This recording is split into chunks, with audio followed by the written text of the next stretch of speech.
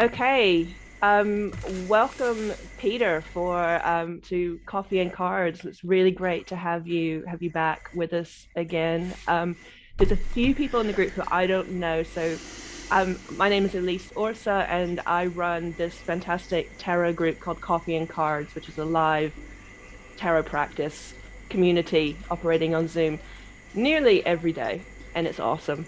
We've been at that for over 2 years now, and as part of that, we have guest speakers and really interesting folks come in to share with us, and so that's why Peter is with us today. Um, Peter is a tarot master. Can I call you that, Peter? You called me a tarot master, so now I'm going to call you a tarot. Peter's a tarot master, You're a and tarot grandmaster now. and the developer of a system of magic called Meta Magic, which we're going to be talking a bit more about today, which has come through like decades and decades of experience with tarot and esoteric systems and what else, Peter? Philosophy, big thinking. Philosophy, circus performance. There was There was there was there was quite a bit of circus performance somewhere in there that yeah, informed my thinking process. yeah, Yeah. yeah. So I guess the topic of our conversation today, we've said the topic was going to be tarot time. And this is, I've been working with you, doing your work for over a year now. So this little phrase is something that if you're in the work, we know what it means. I think Yeah. we have this embodied experience of tarot time. But I'm wondering, like, how would you explain what is tarot time for everyone here? Okay. Well, we have a received idea that our culture provides us with that time is equivalent to money. And so that what time means is an opportunity to do labor in exchange for credits, and that we use to survive and to buy things. And this is not an uncontested idea. There have been philosophers and luminaries and voices that have protested against this idea that time is labor, time is money. And one of the voices that influenced me when I was younger was a Mexican art historian named Jose Arguelles, who you may be aware of as having founded Earth Day and organized the 1988 Harmonic Convergence, and also having put together a very spiffy, very, very new age spin on the Mayan calendar, which he called the dream spell. But in this in this project, one of the key things to come out of it was his insistence that time is art. Time is art, and that really stuck with me. I felt that I needed to explore this on my own terms rather than on the terms of this. I did explore this the dream spell, but I felt that I needed to I needed to sculpt time. I needed to shape it, and so I began to build calendars based on other planets. I studied the orbits of planets. Started with Mercury, and then made one for Mars, and then finally Venus. And I was so steeped in the tarot that for me, time is art means time is tarot. Because when I built these calendars, it was part of my expression of my tarot immersion. I was a path worker, and I wanted to create a fully immersive path working experience that was in pace with the real momentum of the cosmos, and that would be a reflection, as above, so below, the famous Hermetic axiom, right? So that's really how it came about. So time as a form of art, time as an expression, a flowering of creativity, and in particular, in this system, tarot and esoteric art is what it produces. I will just say that there is a concept that calendars measure time, and I could not disagree with that concept more. I don't think a calendar has ever measured time. I think that all calendars have always sculpted time. I think that's what they do. They express time through a lens and an image, and they sculpt it, and they express the culture that grows them. And so, for me, tarot time is a time that is a tarotic sculpting of our experience of duration, or of eternity, if you will. Yeah, there's a lot there, and there's a few things there I haven't really heard you express, or maybe I have and I just wasn't listening, but I haven't heard you express them in that way before. And what I'm thinking of calendars. Normally we have a calendar which is, a set of little square Yeah. boxes, 7 days, 4 weeks, one Right. month, that kind of thing. And I know from this experience of your work, a lot of what we're doing is scrying, retrieving an image and putting it in a little square box, although in a different format, right? But then, because our crew here, we're all about the tarot, you have, okay, maybe they're not squares, maybe they're rectangles, but there's that Yeah. sequential nature to tarot that Yeah. lends itself very well for sculpting experiences and creative processes. Um, Absolutely. and I didn't get to a question in that. I was just kind of reflecting. I found it Yeah. really interesting. What do you think has been like for you creatively? Has been the biggest thing that's developed through this work? Well, when I really got serious about, I guess you could say, live blogging, and there was a point where I kind of totally committed myself to it. I sort of went full tilt and said, I'm going to be the guy that just lives these weird calendars, and publicly. Mm. And a lot of things converged, but particularly it just opened up floodgates of creativity. And Because creativity is the tool by which I can reach into and experience and feel these rhythms. I guess it comes from a really, like, I want to say, it's kind of almost an eros. It's a desire to be very, very intimate with the cosmos, and to feel how the cosmos moves. And I've always felt like the calendar that I grew up in didn't allow me to have any kind of intimacy with the universe, because there's all these, there's all these bodies moving around, and so I guess when I discovered that I could do this, it wasn't so much. It kind of had an intellectual component, but it was really more about an aesthetic immersion, and going beyond that, and letting things flow through me.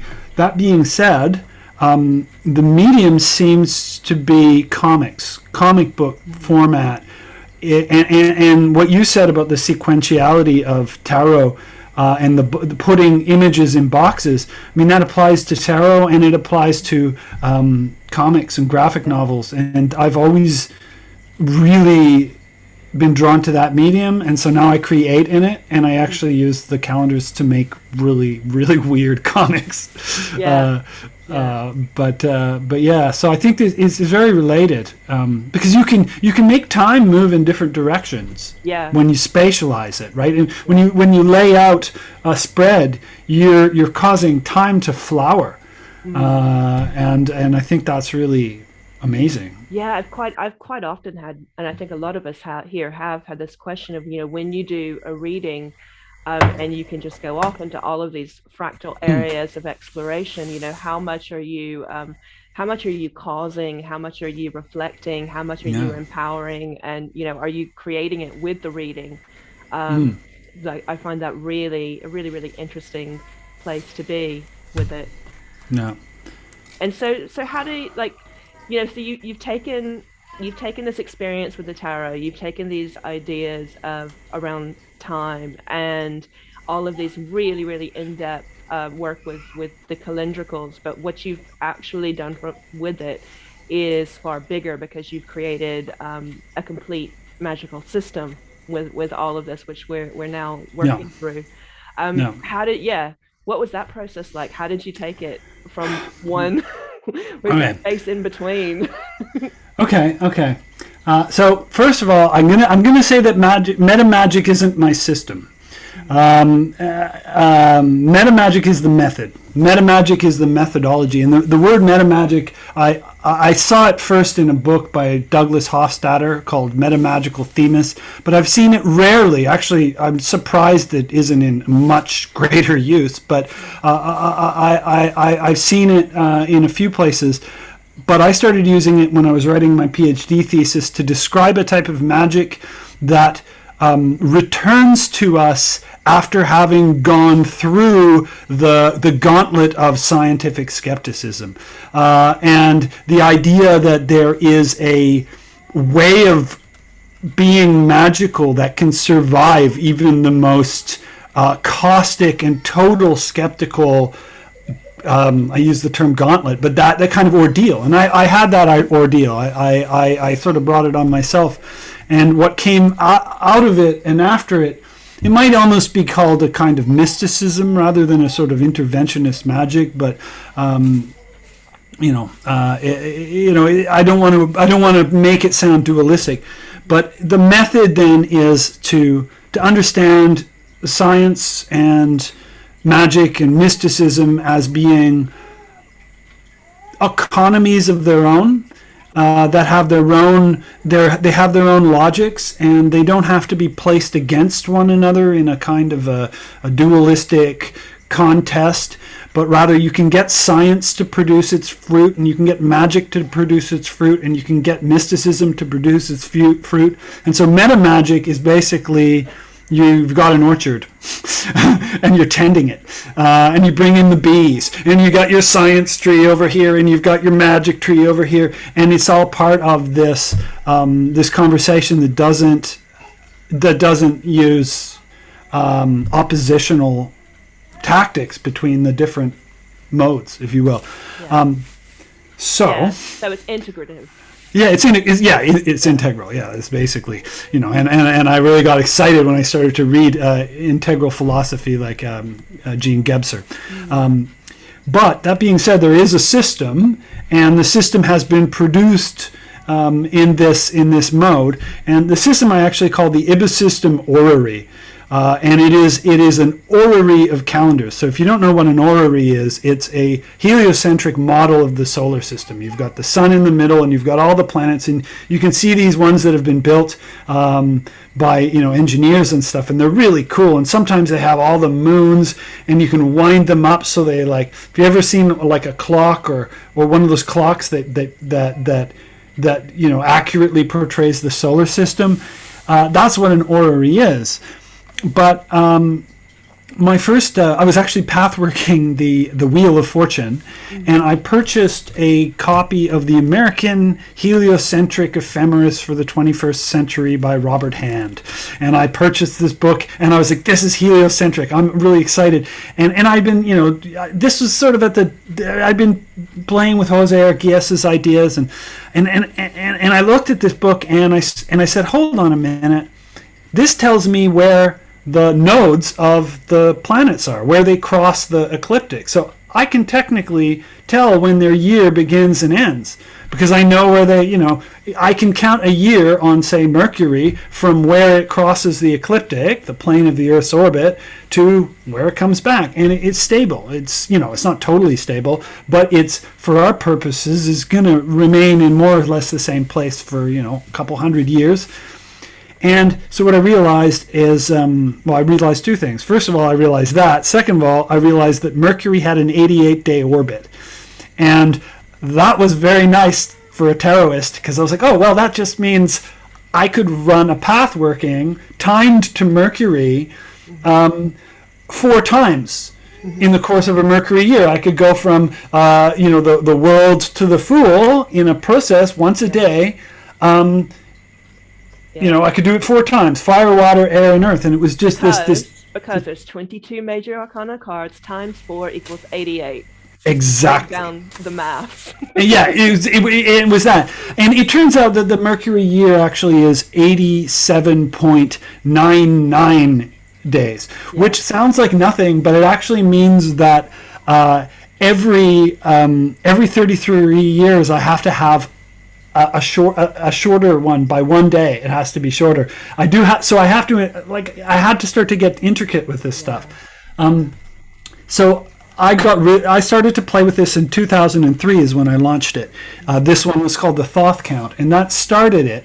But ironically, it's not the one that I would ever teach first, because its rhythms are so unusual that it has this habit of sort of bringing you out of the world that everyone else is in. Yeah.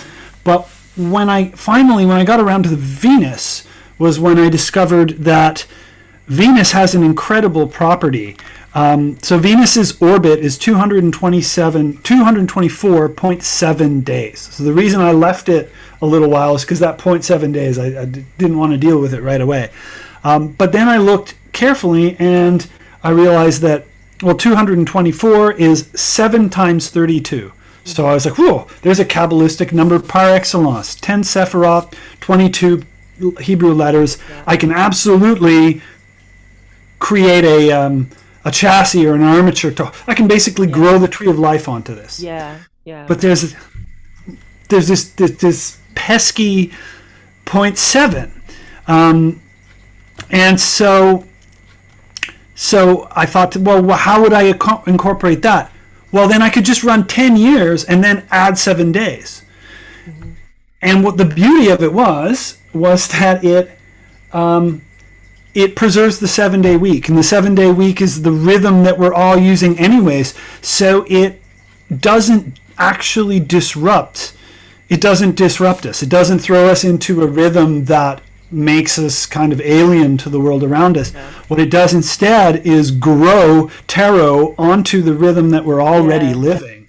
Yeah, and just to break it down for anybody who's new to talking about this kind of stuff, it's like, we already moved through this calendar that in many ways is connecting us to other magical systems. Our week is named the days of the week are named after gods. The months are, that we're already moving through this thing.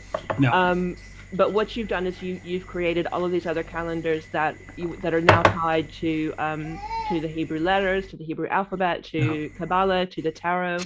And so as we move through these other calendars, we're also experiencing the tarot as the energies of time as we experiencing it. It's kind of an open system. Well, it's neither a closed system nor an open system. It's a modular system where it has loops that are in rhythm with cosmic rhythms, but the new loops can always be built and new rhythms can always be incorporated, and so it has an ability to create. It has an ability to just sort of, adapt, and I find that I've been able to bring new magical systems into communication with it. I do want to say one thing that was a major synchronicity. So this isn't just an intellectual exercise. The synchronicities that I've experienced with this are through the roof, and probably the most significant one is the fact that when I went to find the date to start the Venus calendar, it just so happened that what fell on a Friday, which is this sacred to Venus. It's Vendredi, right? Yeah. So this this extraordinary Venus calendar that preserves the 7-day week in perpetuity, and weaves the tarot almost seamlessly into it, starts on the day sacred to Venus. So I call it the forest of life, because I want there to be an idea that, in a sense, the forest comes before the tree. And that sounds like probably an odd logic, but a counterintuitive logic. But I feel like it's the whole ecology. Like, I feel like my tree of life and your tree of life and the tree of life of anyone else who's exploring it is going to be different. It's going to maybe a different species, or maybe just a slightly. And I like this idea of a wide diversity of trees and other shrubs and things coming in. So a whole ecology. And it's, everyone in our group, we've moved with the Forest of Life calendar through our Magick Monday sessions, and we've been involved in like different teachings, but the same rhythm. And so I think everyone here they're now very familiar with just the rhythm of moving through the tarot in this way, and also how that compression brings up.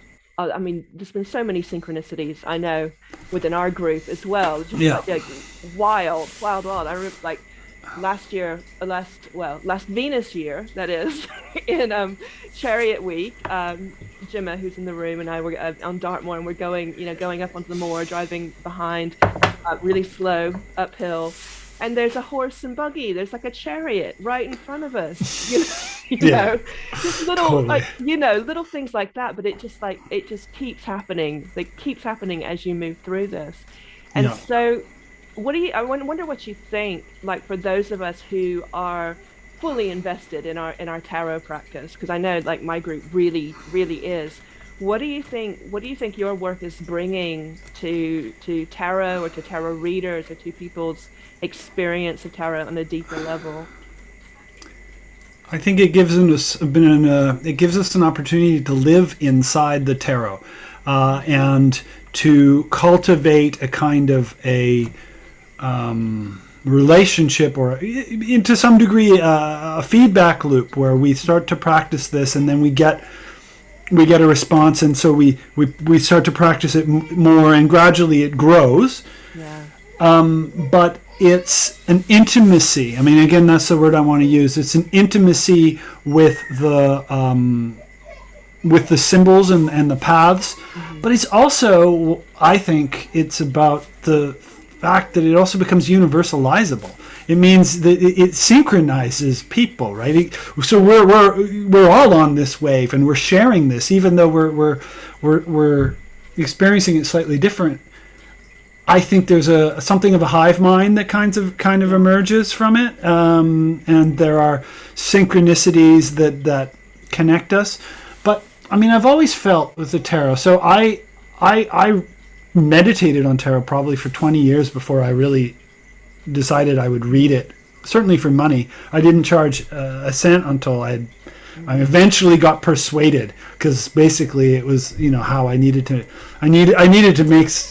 survive, and I needed to do it authentically. But I had really internalized a lot of this stuff, like you can't charge for readings. You have to. I had really internalized that.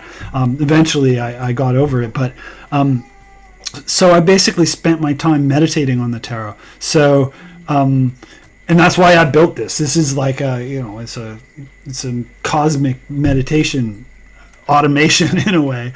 It's an automated path working. But So I feel strongly that if you really meditate on the cards, you will start to experience those scenarios in your life and recognize them when you're experiencing them, and provide solutions to problems that they pose. And in doing that, you will gain insight into how to approach the problems connected to certain scenarios, and that will give you sage craft. And so when someone comes to your table, you can work with them in a sagacious way, because you know the problems, Yeah. and you help them bring them into this context, and then you help them untangle the knots. Yeah, I think working with you has been really beneficial for me as a reader because it's opened up new pairings in the cards that I hadn't considered before. So new relationships from one card to the other, new, like, how do we get from this Yeah. card to the other, that then in ways that aren't commonly, I've read nearly every book you could imagine on tarot, and I haven't encountered this stuff anywhere else. So I think, what you're teaching really is bringing people into, I mean, it's your work, but it's also, we're like, I feel that I've discovered kind of my own pathways between the cards and the Yeah. relationships there. Yeah. And I imagine that's just going to get deeper and deeper and deeper as we go on through the process. Um, Absolutely. Someone just said something in the chat that she said, I just keep feeling an undercurrent of sacred geometry. So this is just opening up so much for me. Just a little bit. A little bit. Yeah. A little bit. Yeah. Just a touch of that. Absolutely. I mean, Elise is smiling because we've been doing tons of sacred geometry. I mean, I'm a Kabbalistic reader. I learned on the Thoth deck. Wormholes between the cards, foldings. So one of the major one of the major structures we work with is the Chartres labyrinth. That's like one of the fundamental undergirdings or chassis that I understand the tarot to be connected to, and that's obviously sacred geometry. Merkaba, right? The Merkaba. I mean, anything with Kabbalah is going to lead to sacred geometry, because it's number mysticism, and number mysticism is about treating numbers as dimensions and as characters in their own right. So the number 7 isn't just a bunch of 7 things. It's the way 7 behaves in relationship to other things. It's the fact that you can add 1 plus 2 plus 3 plus 4 plus 5 plus 6 plus 7 and get the number 28. It's about the fact that there's 7 days of the week, and it's about the fact that you can make a hexagram with a point in the center, and so really exploring all of the ways that 7 or 6 or 12 or 418 or the way these numbers are, it gives us profound visuals and gives us the ability to weave a matrix of a generative matrix of thought, which is I mean, that's it. Yeah. And I find that Kabbalah is something that a lot of readers, before a lot of people get into tarot, and then they discover, there's this thing called Kabbalah that's somehow related to the tarot, but I'm not really sure. And there seems to be a kind of a barrier between just reading the cards and getting into those deeper rhythms. So what would you say to people who kind of are coming into your work, encountering your work, and don't know anything about Kabbalah or might be resistant to it? Yeah. Well, so firstly, I will say that Kabbalah and Tarot are not the same thing, even though there has been there have been people who have said, no, it's the same thing, they're linked, it's the Book of Thoth, and they've kind of made a retroactive history in which the tarot is the Egyptian Book of Thoth and it's the Kabbalah and stuff. But this is a fabrication, or we'll call it a confabulation, and it's not, I wouldn't call it bad, I'm not condemning it, but I don't think it gives us what we need in order to really do justice to tarot or Kabbalah. So what happened? The Golden Dawn and some people preceding them wove tarot and Kabbalah together. But the Kabbalah is a Jewish system of attainment. And it's a Jewish system of attainment, but it's a Jewish system of attainment that was brought into being in dialogue with Islam and with Christianity and with Hellenic paganism. So Kabbalah isn't just this purely Jewish thing either. It's it's drawn. There's been a conversation going back thousands of years that the different traditions have been partaking in, right? So, but the Kabbalah is Hebrew and is Jewish mysticism and interpretation of the Torah. And I would actually really highly recommend anybody who is going to work with Hermetic Kabbalah also dip into rabbinical Kabbalah and have a look at it, and don't discount it, and don't get stuck in this idea that one's good and the other's bad. Don't be judgmental. Actually, that's my advice. Is don't be really eager to become judgmental, and just sort of be open and listen and see what you discover. And the more judgmental you are, the faster the doors will shut for you. But if you don't know anything about Kabbalah at all, if you've never encountered before and you take my course, for example, there will be a lot of watching people dance in a way that you don't understand. And so the first thing is that, ask questions and I'll answer them to my best of my ability. The second thing is that learning Kabbalah takes effort, probably effort outside of the scope of the class. So you could take my class and you'd get something from it. But if you didn't put any effort into learning, maybe the names of the Hebrew letters, that part of the course would maybe not be as accessible to you. But it's not the only thing in the course. It's, like I said, it's a dance. But that being said, I feel that students who just stay open and playful and maybe follow up on some of the threads and go looking, maybe get a book, they'll definitely pick up on the Kabbalistic side. Yeah. But I don't know, what do you think? I mean, I'm steeped in it. What do you think? Yeah, I can speak very well to this, because although I'd read I've worked with the tarot for many, many, many years, my weak places maybe still are astrology and Kabbalah.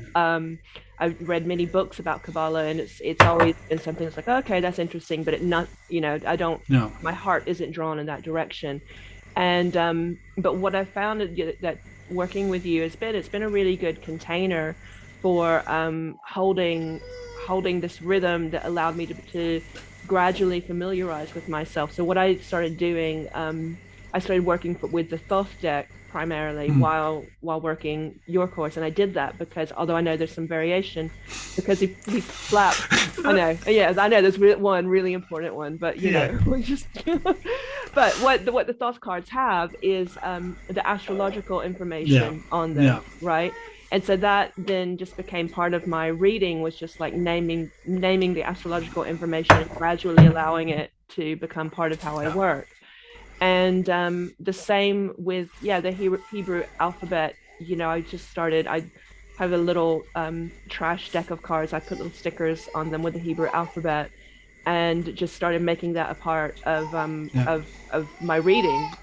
Saying this card is this letter, and it means this. And it may affect you in this way in this reading. So I found the course has been really good at holding the space for you to move through it in your own direction. But I wouldn't have improved any of that if I hadn't set myself the task of doing it. I don't want to give the impression that my course is one that you can just sort of coast through passively. And I think that if you came into it with this idea that you were going to just absorb without effort, I think you might end up being confused and disappointed. I think that my course works best. I think the key is to make stuff. I really strongly think that making marks on paper in response to these experiences is the key. I don't think that anyone is going to get everything that's in this course the first time through. Some people take it more than once because it is a dance, and it is basically a magical practice and an initiation. And there's I do put in tons of Kabbalistic stuff and advanced Kabbalistic stuff. So I'm not really holding back and being like, this is for beginners. But I think beginners can still enjoy the company, and they'll get, like, I think that you can be in I guess you said hold space. I think that we create a kind of community, and we create together, and I want people to communicate with each other, and I want people to take each other's courses. Like, I want my students to come to your Magic Mondays 100%, and I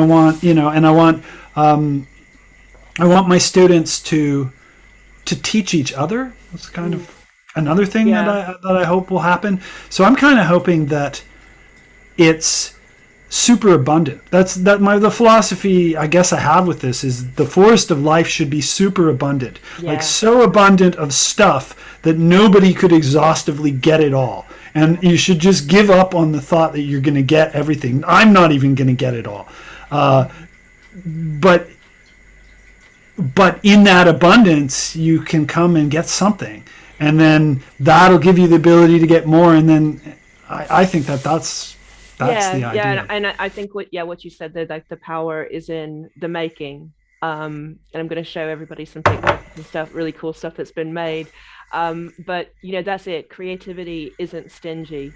Creativity is abundant, and magic is abundant. Magic should be abundant as well. And so I think that's when you put all of these elements together in what you're doing, that's what's really offered. Okay, I want to show some of the awesome artwork just to show. I thought I was. Hang on 1 second. Let me pull up the right screen in the background. Da-da-da.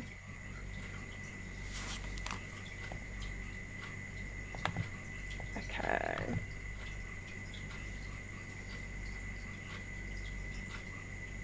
Okay, here we go.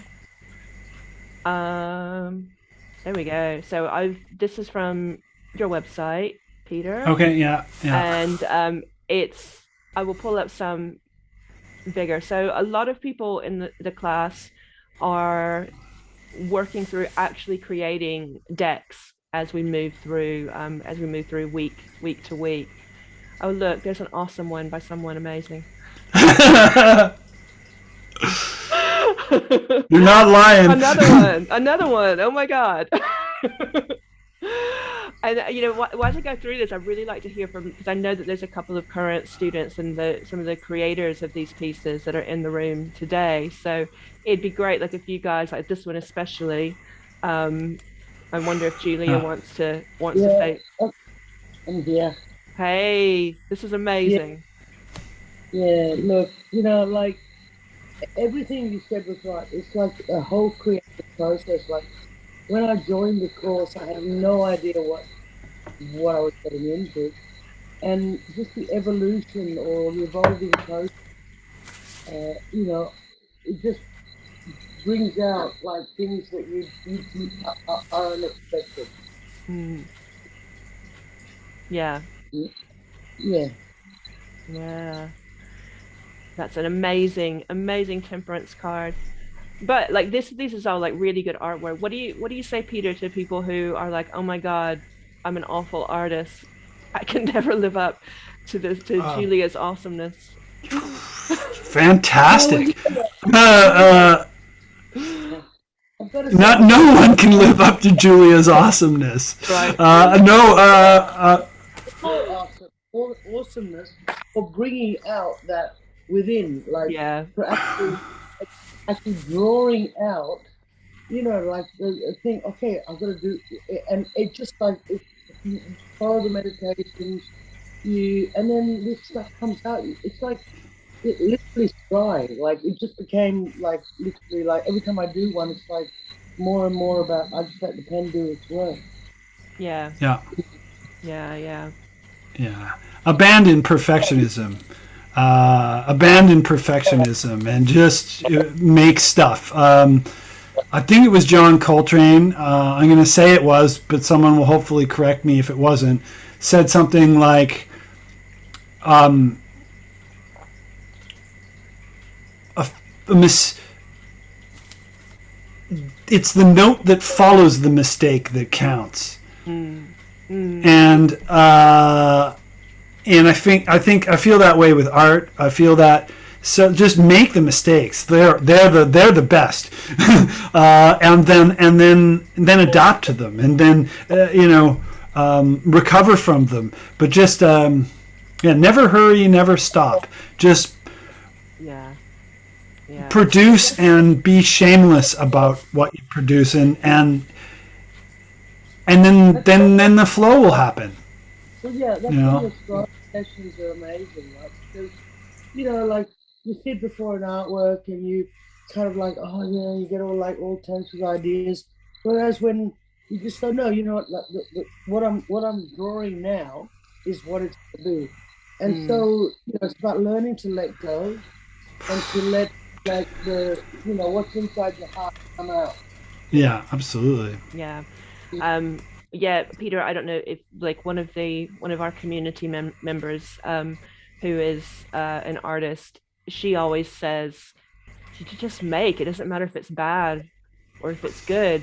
Yeah. Like it's about the doing it. You just make. You just turn up and make. Yeah, absolutely. Yeah. Anything here, Peter, that you want to say anything about before I stop the screen share, or any questions? I mean, just that I feel so privileged to work with all these creatives, and I'm a creative. I actually hate the word creative. I'm going to stop using that. We'll say artists, mages, and I don't know. I love all your work, and I like mine too, and I feel that time really is art, and I think the future. I think a bright future for the world is to transform our way of living in it into a way of creating art as simply as if we breathe. So I like it. Yeah. And yeah. Tell us your definition of magic, Peter. This is awesome. Magic is the pressure of art brought to bear on time. Yeah.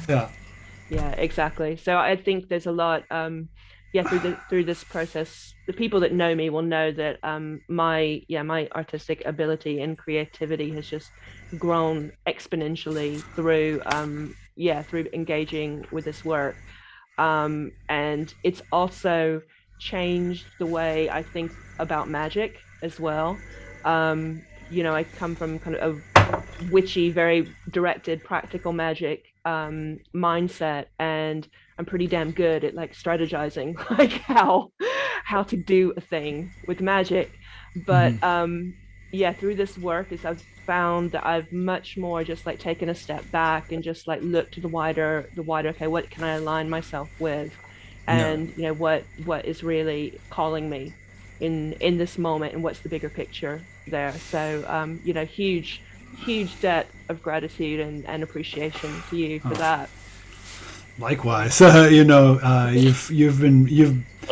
knowing you and connecting with your work has been a gift as well. So thank you. And I like the witchy stuff too. I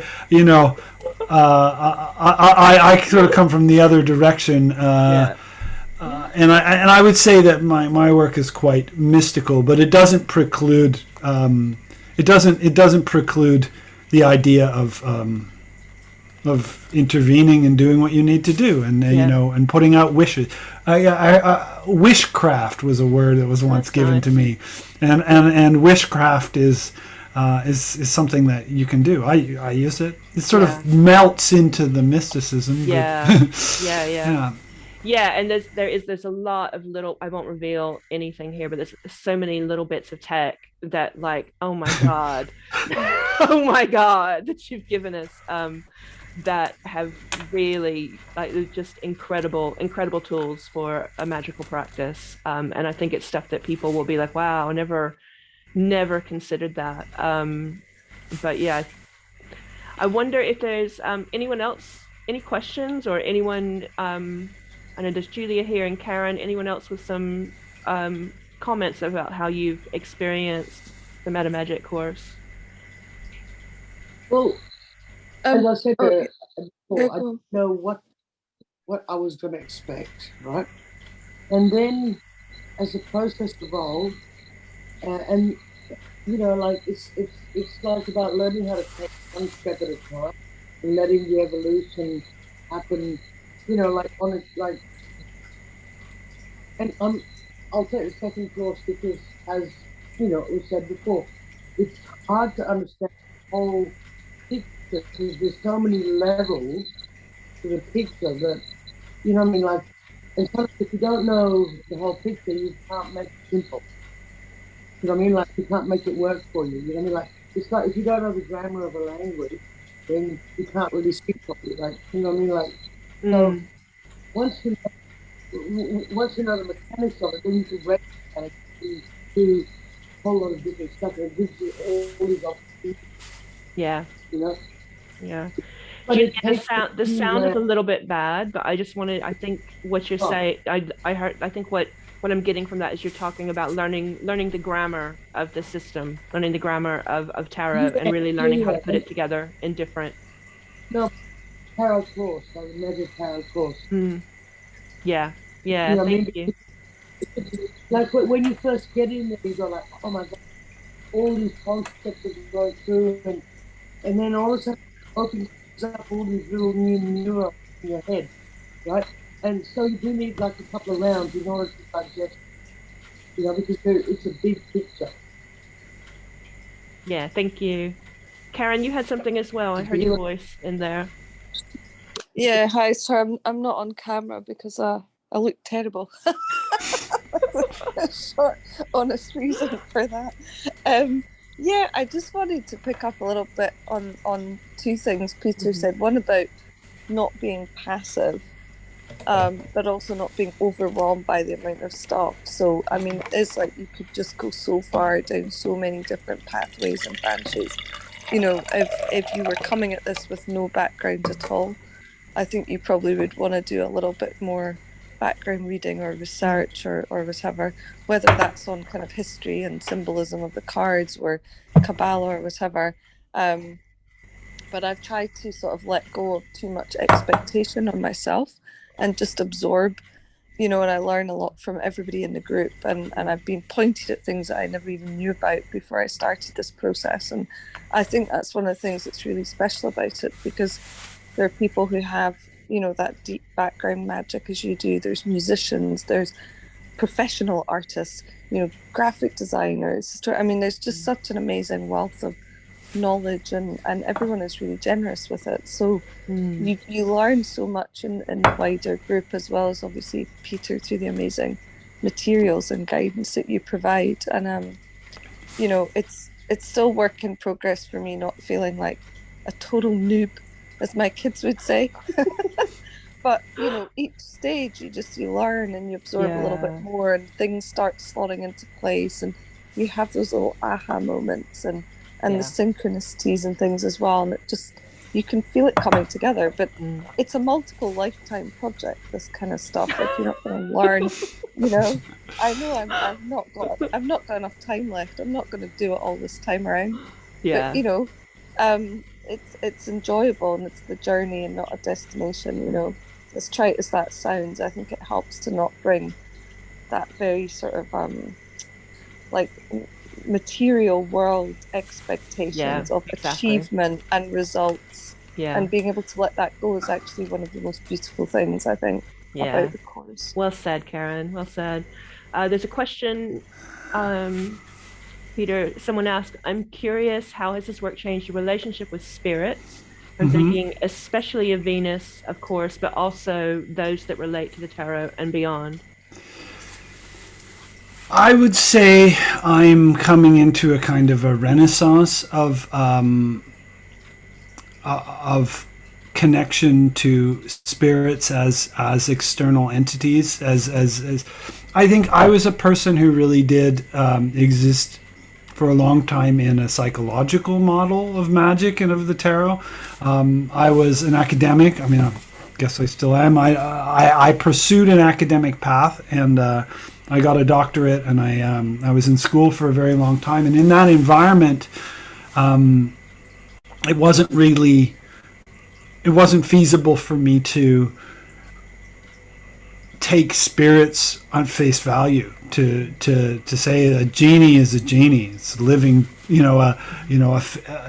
except that I always had a relationship with the good people. Ever since I was a child, and yet there was a lot in me that was, I guess, trying to maintain a rational, modern kind of paradigm, and having these weird experiences. So keep leaving this door open for that. And so I think what's happened, I'm not sure. I think it's happened more in the last few years than in the in the last couple decades, because I've been doing this for decades. But since I've been walking the Venus calendar in particular, and also the company with whom I've been walking it, the opening to spirits, and to a world that is richly populated with spirits, and finding the practice of allowing that. I think there's an amnesia that often happens. It's like we spend so much time indoors that we find ourselves indoors in our heads, and we carry our indoorsness around with us, and we don't see the spirits because they don't live indoors. So I'm getting into a place now where I'm noticing more and more and more when I'm experiencing that amnesia. And then, like, for example, I will take a photograph, and one thing I've learned is that I like to ask permission of the beings that I take a photograph of, even if they're plants, and even if they're animals, and I catch myself taking photographs without thanking the being first. And so, and it's just a reflex, because I'm a modern person. I do this. Yeah. But so one of the things that I'm starting to do is, I guess, make that modernity more porous, poking more holes in it. And so reminding myself when I photograph a cow that I should ask the cow in a kind of a heart-to-heart sort of way. And I guess, so that's what it's like. But I think it's I don't know. It's part of a lot of different things. It's part of the company I keep, and it's part of the practice that I'm on, and it's part of the fact, I think it's part of the fact that the ethos of this is, at the end of the day, to reopen to the world. It's not about finding the transcendental truth over which will lord or leverage the universe. It's really about waking up to the spirits. So. Yeah, and I think you and I I know we share a common love of taking a walk as a magical practice, as like a fundamental formative magical practice. And that's what, maybe with your work during the first round I wasn't quite aware of, but in the second round I've really seen and respect that what we're doing is it's serving life. It's serving the wider ecologies of life on this planet and beyond. And I think for any of us who are engaged in any kind of animistic awareness, that it always kind of starts from there, really. Totally. Yeah, I think you're like we're here as in meat suits, with mental, spiritual, emotional consciousness, but we're not alone. We're part of the wider Absolutely. world, the wider universe. Any other questions, anyone? Oh, what? Do you want me to read that, Gemma? No, it's not a question, it's just a reflection. It's just what you were saying about the the art, and it suddenly, well, of taking the pictures, it suddenly made me think of like when we were at Wiscon's Wood and everyone was there, like jumping in, taking a picture, click, click, click, and there was no connection. And I've just, like, yesterday was at a harp concert, and she's a phenomenal harpist, and she said, as an artist of any kind, people need to bed down into the process of melding with it. And she did the Four Seasons, but she only worked on the piece in its season. And it's something like that. Art comes, but art that comes from this relationship to acknowledge this, the spirits that are contained within it, within the tarot, within whatever we're engaging with, but it's all sort of melding into the magic of what we don't. But it's that invitation. I loved that. Just wanted to reflect that. Yeah. I mean, and what you say about the seasons and creating art in the seasons, like the spirit lives in the time itself. Is in the quality of time. That's a thing. Of course, the modern model of time is quantitative, but we're talking qualitative time, and we're in tarot and astrology and going for walks are ways of cultivating qualitative time. And of course, planetary magic is very much about qualitative time. The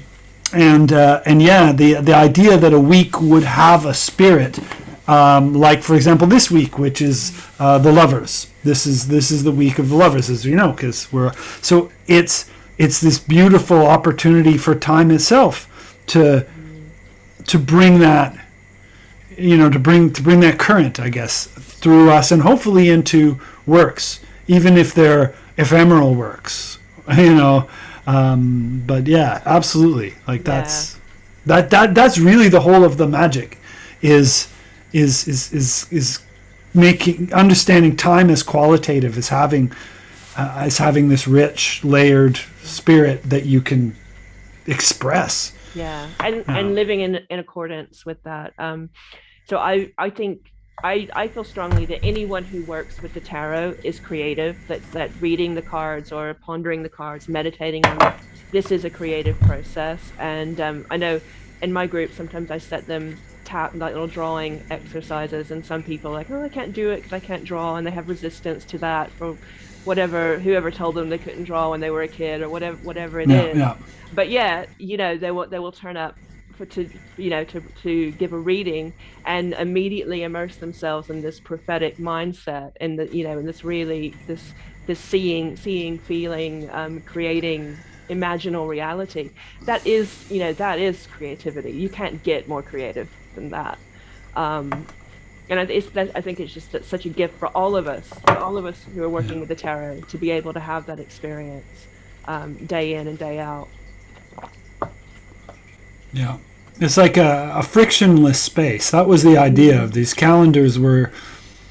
My sense was that the common calendar, the Gregorian calendar, creates a friction that we end up working against time.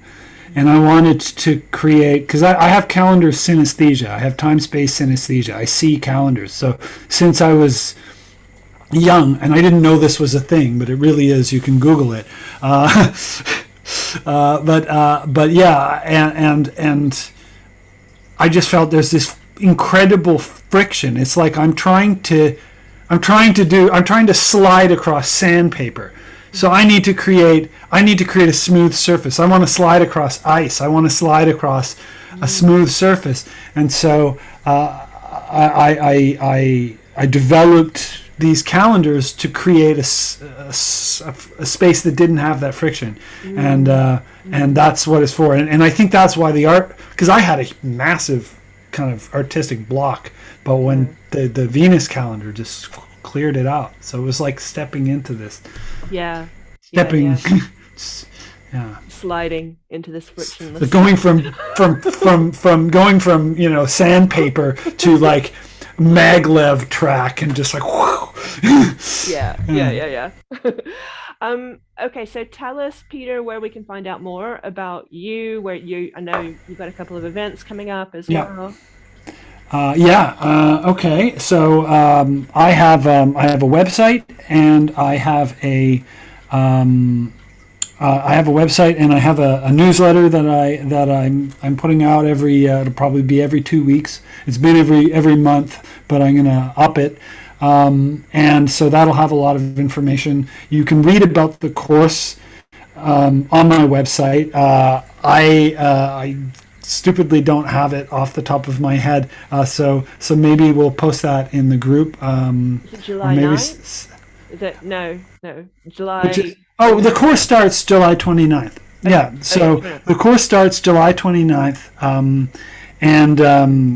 so we're looking for students to join. This will be year 6 of the cycle. So for those of you who have Kabbalistic knowledge, this is going to be the year of Tippereth, so it's going to be beautiful. Let me see if I can just. I've just put the link to your website in the chat. Okay, fantastic. Yeah. So that's that. And there's also a let's see. There's another website. There's sort of my landing page, and I'll tell you what it is in a second. And so that the link that you gave is to the course website, which will it'll show you what you need to. It sort of gives you the lowdown on it, and but there's also another site. I apologize. That is the landing page, and from there you can also sign up to my newsletter, and from there is where I will send out mail outs and stuff, keep you up to date. But you can just write me, and you can ask any questions. So you can email me via the website, and I can't. I also recommend your Instagram at Tarot Philosopher for everyone, because that is just a treasure trove of wisdom and esoteric and magic and tarot related thoughts as well. So everyone, if you're on the Insta and you're not following Peter, what's wrong with you?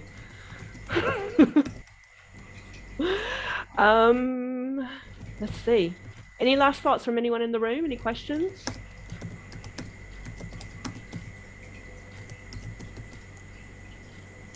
Just giving you, there you go. This will be my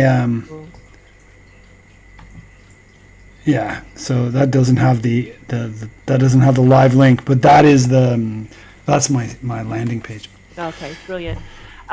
Great. So I think what I'm going to do now is I'm going to stop the recording and officially say thank you very much. And then if there's any chatting that anyone needs to do off recording time, then maybe we can have a few minutes of just a little, as long as you're okay with that, Peter, as well. So yeah, of course. Yeah. Okay. All right. So thank you very much. Officially, that was absolute delight to talk to you.